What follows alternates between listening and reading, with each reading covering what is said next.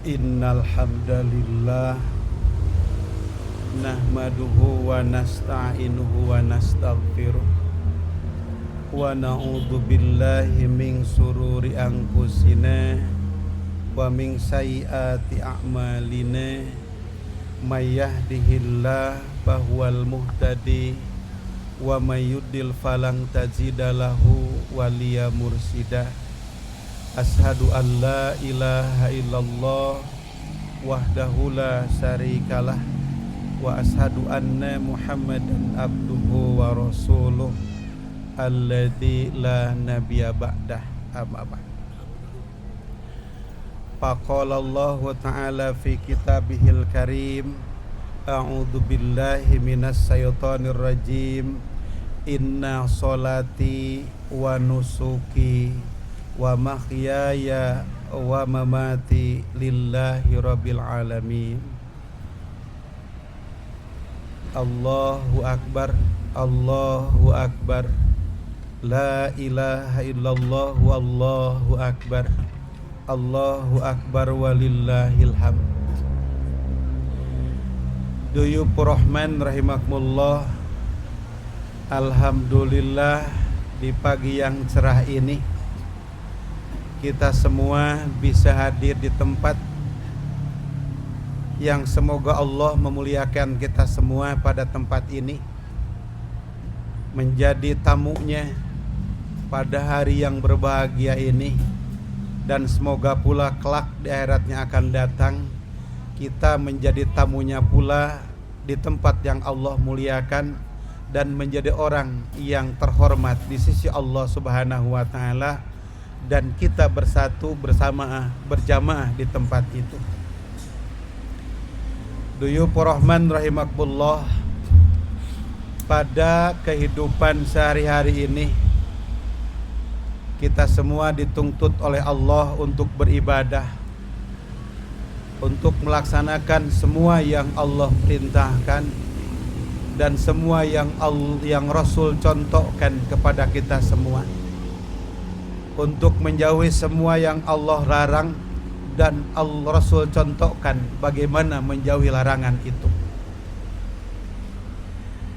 Duyuur Rahman rahimakumullah, pada khutbah yang pada muqaddimah khutbah ini khatib membacakan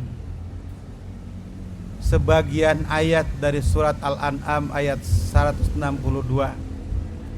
Allah menyampaikan kepada kita semua, inna sholati wa nusuki wa mahyaya wa mamati lillahi rabbil alamin.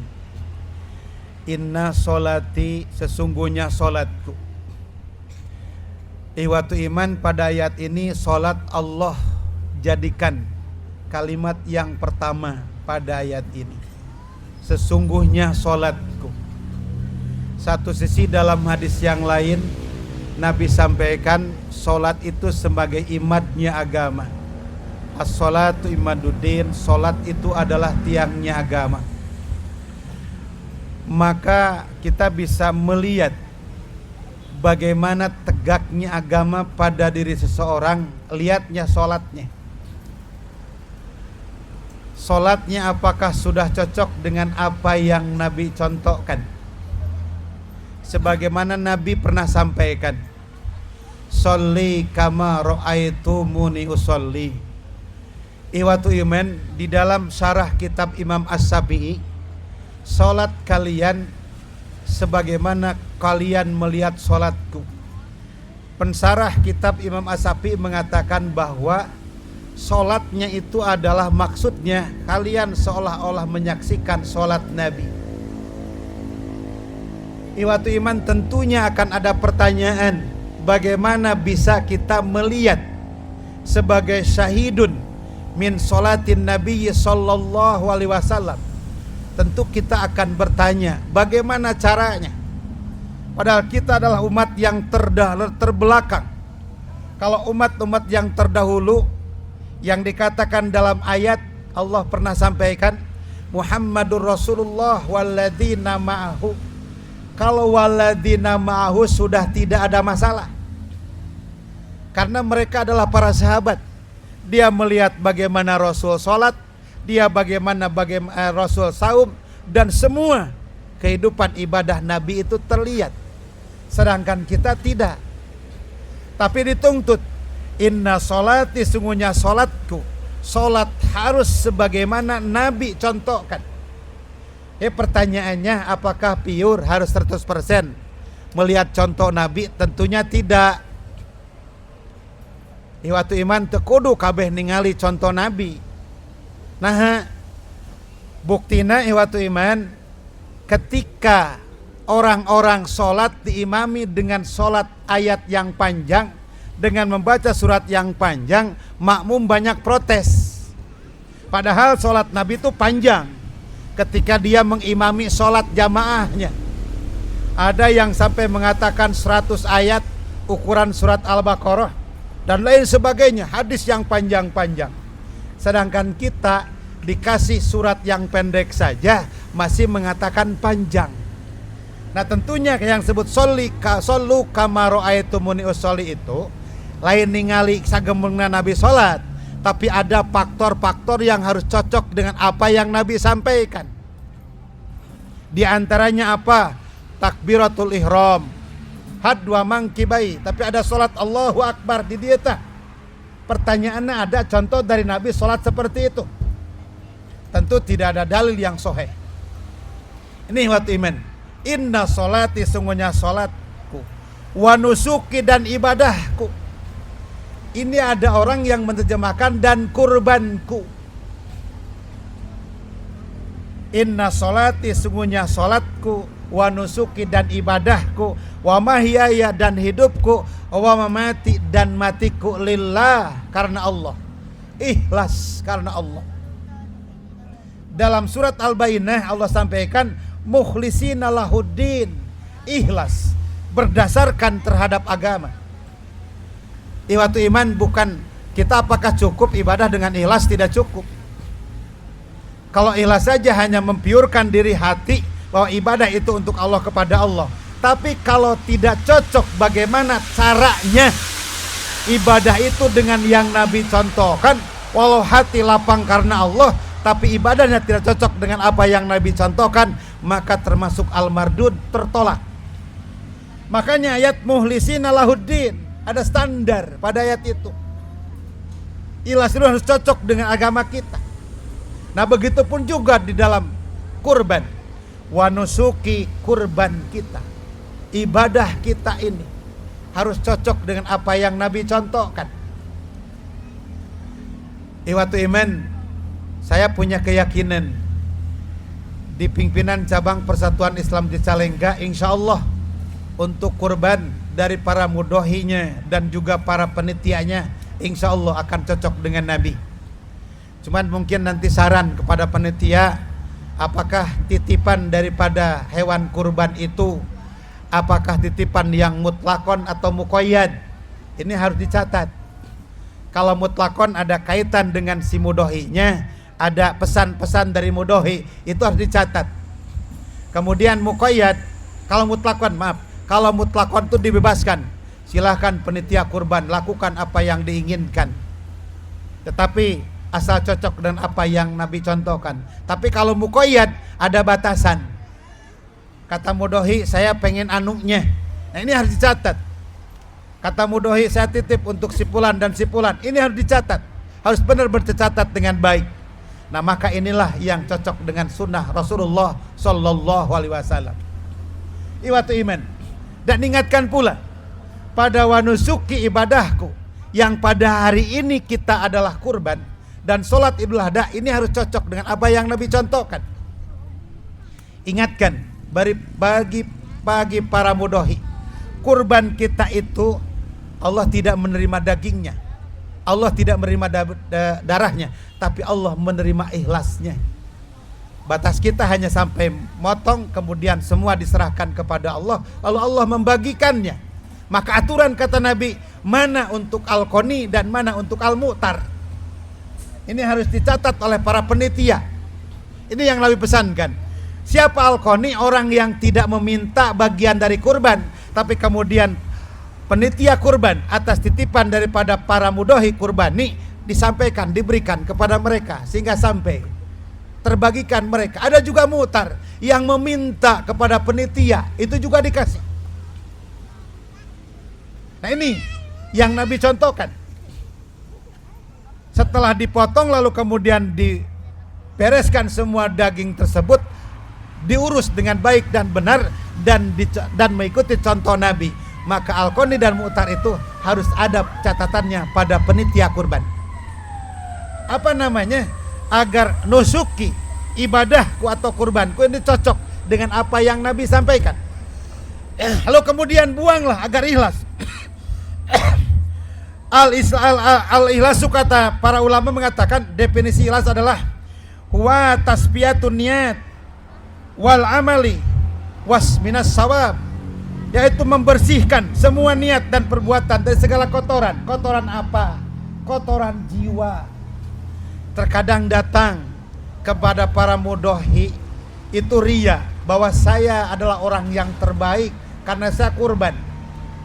Lalu kemudian penitia datang juga pada dirinya, saya adalah penitia yang terbaik. Kenapa? Karena saya adalah amanat. Jika datang hal itu, istighfar kepada Allah, karena Allah yang menilai baik atau tidaknya. Pertanyaan berikutnya, kita sangat rindu kepada Allah, sangat cinta kepada Allah. Ada pertanyaan yang sangat berat untuk dijawab. Apakah Allah mencintai kita dan menyayangi kita? Ini catatan. Kenapa mukhlisina lahuddin? Kenapa ikhlas itu wa tasbiyatun niyati wal amali min sawaib? Karena agar kita dicintai Allah, bukan hanya mencintainya. Maka kenapa Nabi memberikan contoh kepada kita semua untuk semua ibadah? Agar Allah mencintai kita. Mencintai Allah itu mudah untuk mengatakan saya cinta kepada Allah, tapi mengejar cinta Allah itu yang susah. Iwatu iman, inna sholati wa nusuki wa mahyaya, maka hayatuna kulluha ibadah. Semua hidup kita adalah ibadah. Pertanyaan berikutnya, kalau hayatuna kulluha ibadah, apakah semua hidup kita sudah cocok dengan yang Nabi contohkan? Yang paling berbahaya adalah menghayal. Yang paling berbahaya adalah mencocokkan sunnah Rasul dengan logika kita. Banyak orang-orang yang mengatakan dirinya benar, tapi berdasarkan logika kita. Saya sering memberikan contoh kepada iwatu iman dalam suatu pengajian atau khutbah. Saya sering memberikan contoh. Kalau kita marah karena seseorang, pertanyaannya apakah orang itu salah atau tidak. Sekali lagi, kalau kita marah terhadap seseorang, pertanyaannya apakah orang itu salah atau tidak. Jawabnya banyak orang mengatakan salah. Kata saya, belum tentu salah. Dulu Nabi melakukan ibadah, pernah para sahabat menolaknya. Nabi itu pernah melakukan ibadah, lalu kemudian sahabat menolaknya. Sampai Umar mengatakan kepada Abu Bakar, ya Abu Bakrin, wahai Abu Bakar, apakah benar Muhammad ini Rasulullah? Bagaimana Abu Bakar mengatakan, saya yakin benar. Ada keputusan dalam perang yang seolah-olah terlihat Rasul berpihak kepada musuh. Perjanjian Hudaibiyah. Sampai mengatakan, ya Abu Bakrin, wahai Abu Bakar, apakah benar Muhammad itu Rasul? Abu Bakar mengatakan, benar, dia adalah Rasulullah. Padahal logika kita mengatakan bahwa ini adalah perjanjian yang tidak benar, yang memihak kepada musuh. Tapi karena tidak paham, maka para sahabat agak sedikit bendu kepada Rasul.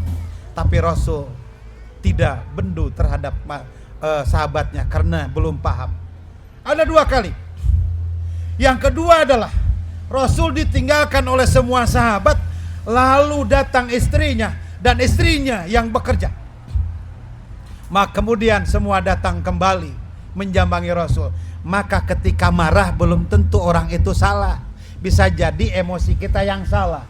Karena biasanya timbul marah itu karena seseorang melakukan satu hal yang tidak cocok dengan keinginan kita.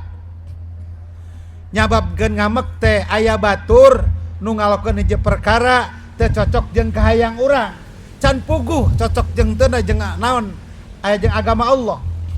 Ini yang perlu kita pikirkan, bahwa yang benar itu adalah yang cocok dengan apa yang Allah perintahkan dan Rasul contohkan.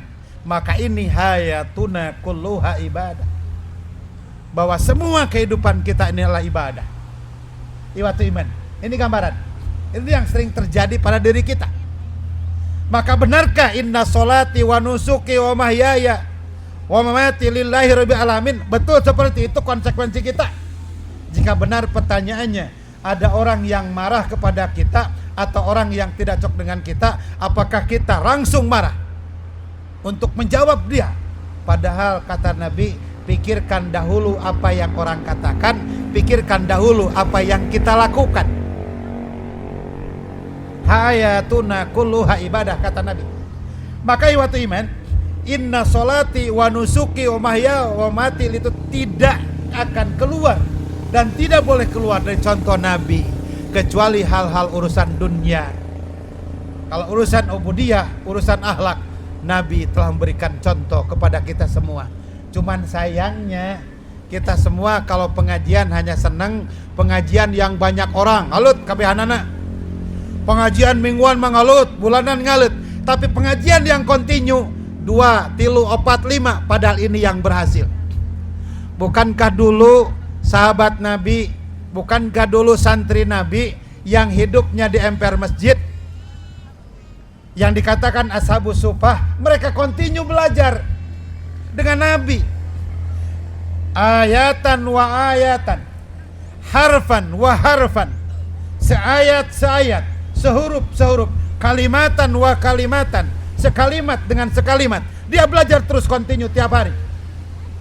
Urang mah lain, mun mingguan bulanan ngalut kabeh, ngarah katingali make seragam nu hade. Padahal coba tes pribadi masing-masing oleh kita. Ketika pengajian mingguan, ketika pengajian bulanan, adakah ilmu yang secara spesifik nempel pada kepala kita? Apakah kita termasuk orang yang sikot, orang yang kuat hafalnya atau tidak? Saya punya keyakinan persentasi orang-orang yang sikot itu sedikit. Lihat ihwatu iman, pada rijal hadis, rijal hadis kalau kita lihat orang-orang yang sikot itu tidak banyak. Tapi sayangnya, untuk menutupi ketidaksikotan kita ini, urang malam ngaji teh saminggu sakali, lain unggal poe. Padahal hayatuna kulluha ibadah. Yang kemudian al-ilazu huwa tasbiyatun niyati wal amali minas sawaib. Ikhlas itu adalah membuang semua kotoran yang ada pada diri kita, semua danas yang ada pada diri kita. Makanya kita diajar oleh Nabi dengan doa iftitah yang sering dibaca, bahkan ini favorit, agak sedikit panjang, tidak begitu panjang. Allahumma ba'id baini wa baina khotoyaya kama ba'adda bainal masriqi wal maghrib. Allahumma naqini min khotoyaya kama yunaqat thawbul abyadu minadanas. Allahumma gsilni min khotoya bil ma'i wasadji wal barod. Sok sanajan loba salah maca oge, iwatu iman, ini oleh Nabi diajarkan agar adanas kotoran itu terbuang, maka mukhlisina lahudin akal terpatri pada diri kita.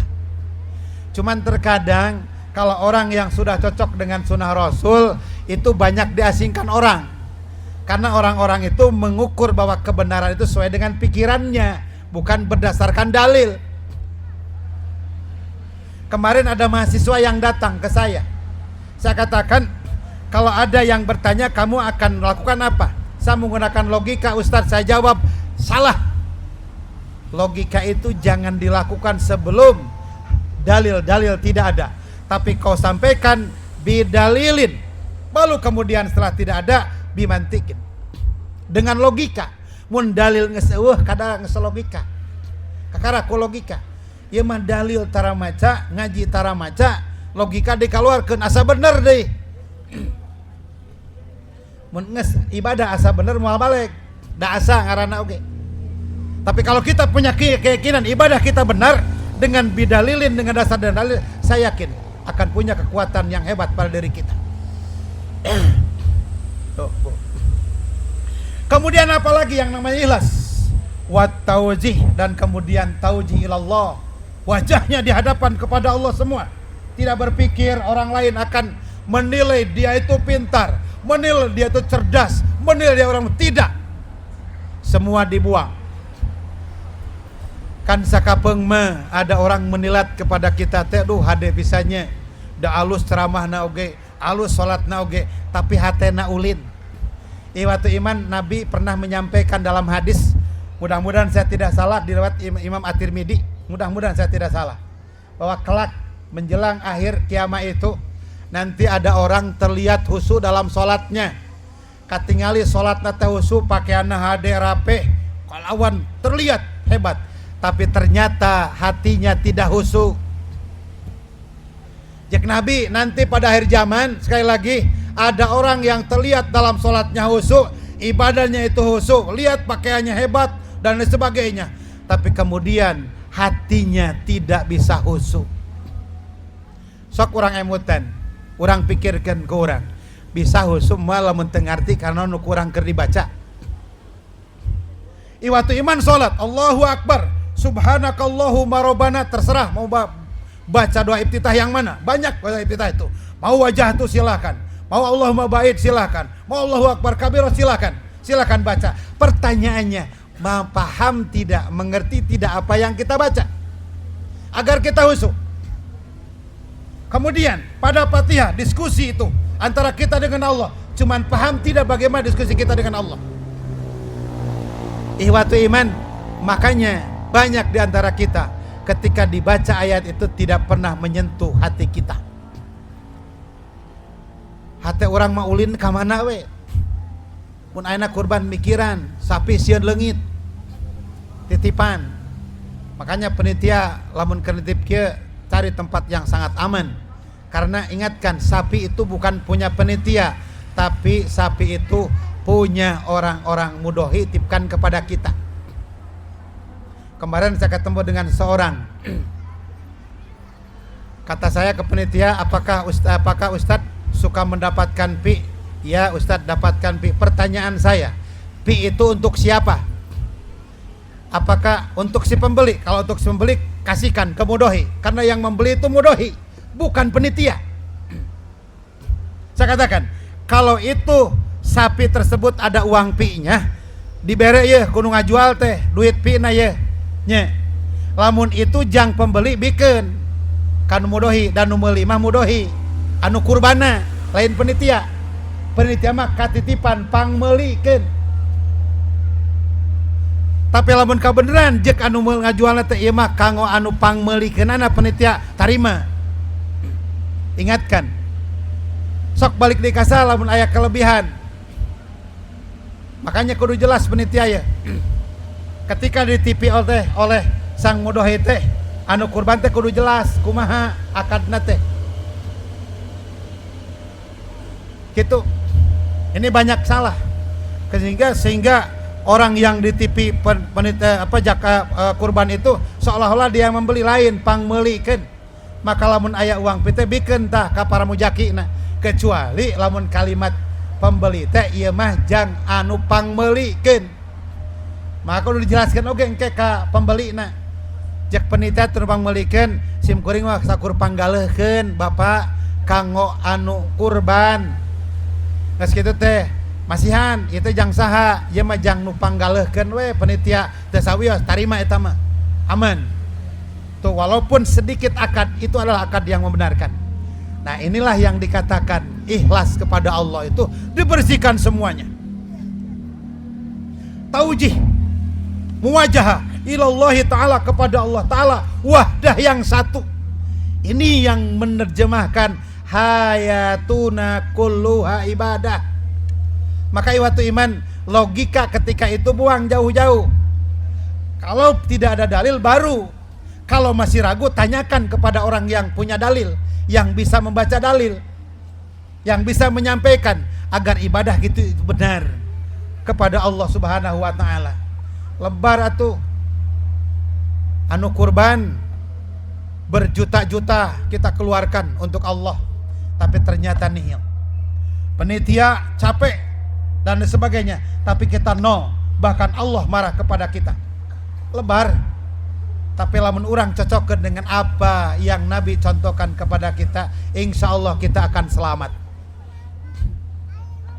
Ikhwatu iman, di tempat-tempat yang lain itu makanya ada pelatihan-pelatihan penitia kurban, pelatihan-pelatihan potongan kurban, agar cocok dengan sunnah, membuang kepala kita masing-masing.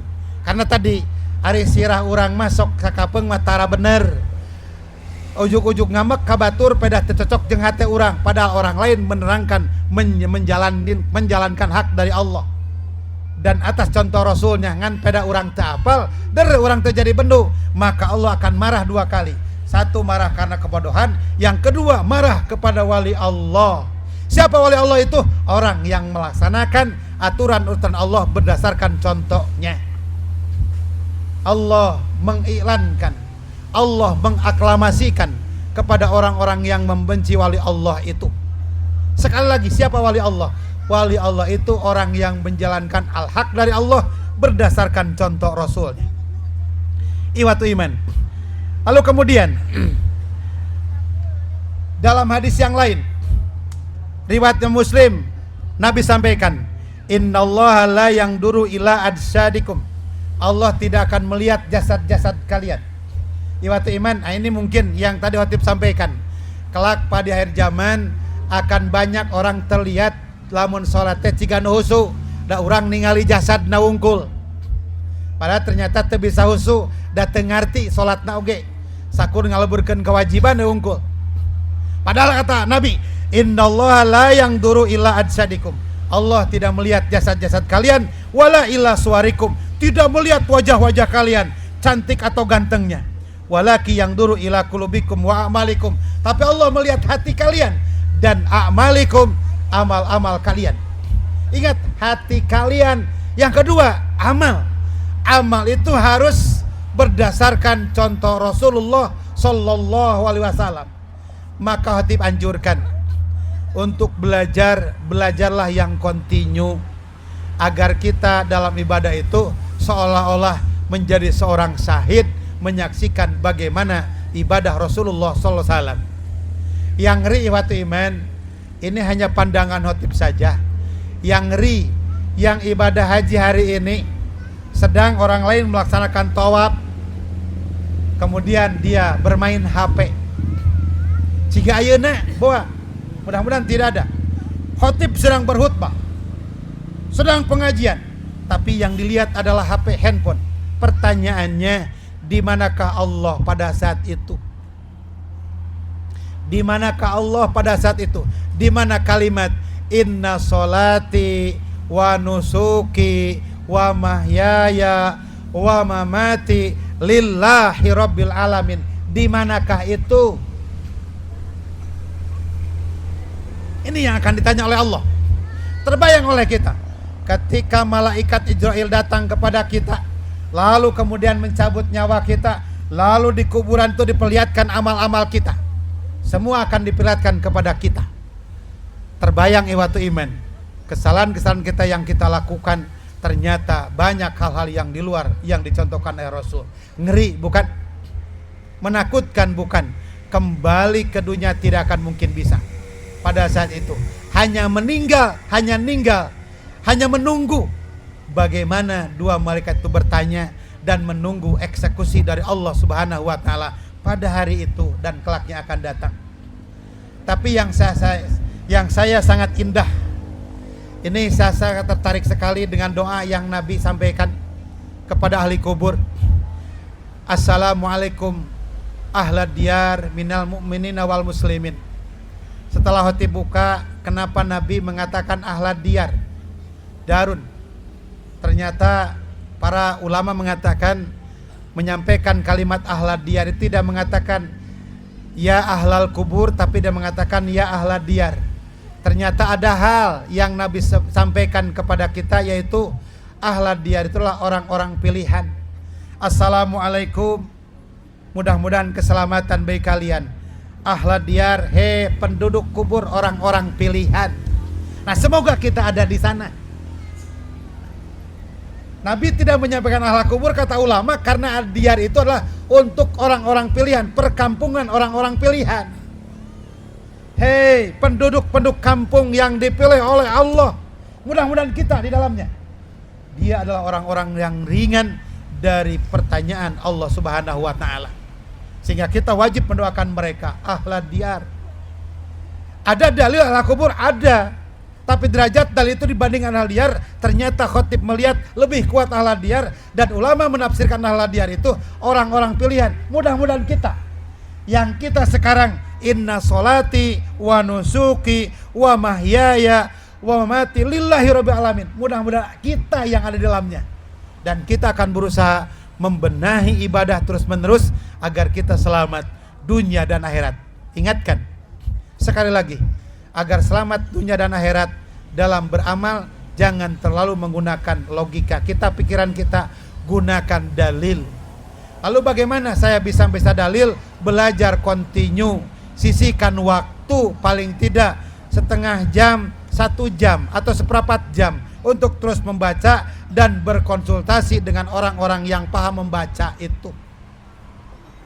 Lamun teu bisa maca ngan syukur boga dalil jeung ngadengkeun unggul, insyaallah logika kita akan lebih menguasai ketimbang dalil yang Rasul sampaikan kepada kita.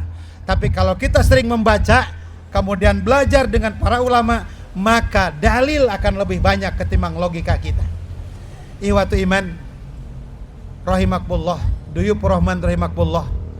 Itulah yang bisa khotib sampaikan pada kesempatan ini. Semoga kalimat ayat dalam surat Al-An'am tadi, kemudian definisi ikhlas yang disampaikan oleh para ulama mampu kita lakukan pada kehidupan sehari-hari ini.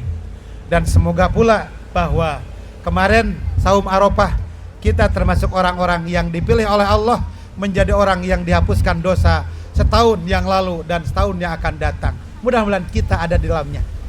Dan kepada para kurbani dan mudohi, jauhkan dari diri kita rasa sombong, rasa takabur. Tanamkanlah rasa ikhlas kepada Allah, kaitkan, kemudian lakukan dengan benar. Tidak tahu, pertanyakan kepada para ulama agar kita benar melakukan hal itu sehingga kurban kita tidak sia-sia. Tapi kita tetap berharap kepada Allah, semoga kurban kita adalah sebagai kurban untuk membuka kunci pintu surga dan menutup kunci pintu neraka. Semoga Allah Subhanahu wa taala membimbing kita semua pada kehidupan ini kepada jalan yang benar, kepada jalan yang diridhoi, dan kita termasuk orang yang sangat layak dikatakan oleh malaikat Israil ketika meninggal dunia, ayyatuhal abdul mutmainnah, hai ruh yang baik, uhrud, keluarlah kalian ila magfirati waridwanin, kepada magfirah Allah dan keridhaan Allah Subhanahu wa taala. Magfiratin waridwanin minallah, magfirah pengampunan dan keridhaan dari Allah Subhanahu wa taala. Semoga kita yang mendengarkan kalimat itu dari Israil ketika kita dicabut nyawa. Itu saja yang bisa disampaikan. Sekali lagi, semoga Allah memberikan hidayah kepada kita semua, menjauhkan hal-hal yang akan membuat kita celaka dunia dan akhirat. Rabbana la tuzigh qulubana ba'da idh hadaitana wa hab lana min ladunka rahmah innaka antal wahhab. Rabbana srif anna adzaba jahannama inna adzabaha kana gharama inna sa'at mustaqar wa muqama. Rabbana atina fid dunya hasanah wa fil akhirati hasanah wa qina adzabannar. Aqulu qauli hadza fa astaghfirullaha li wa lakum. Wassalamualaikum warahmatullahi wabarakatuh.